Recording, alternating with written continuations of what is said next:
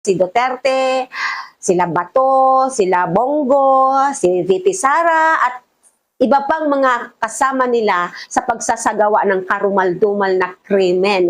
Sa mga hindi pa po nakasubscribe, please subscribe, like, and paki-share naman po para maraming maabot ang ating video at maraming mabuksan ang isipan at maraming makaalam. Kasi sa atin bilang mamamayan, responsibilidad din po natin na ipaalam yung mga nalalaman natin na importante na napakahalagang bagay na makakatulong para sa ating bayan, sa ating bansa. Ano po, hindi po natin yan sinasarili lang. Hindi po chismis ang ginagawa natin dito pagkat ang lahat ng binablog ko dito ay walang kasinungalingan at pawang katotohanan sapagkat may naka-back up na ebidensya. Interpol makes the request to us for the arrest or delivery of the custody of a person subject to ICC jurisdiction, we will respond.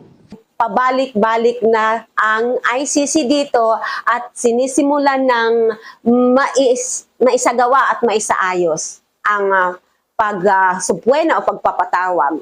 At eventually, syempre, dahil sa matitinding testimonya, matitinding mga ebidensya, alam na natin ang kanilang kahihinatan. Ano po, itong si Duterte, sila Bato, sila Bongo, si VP Sara, at iba pang mga kasama nila sa pagsasagawa ng karumal-dumal na krimen. Ano po?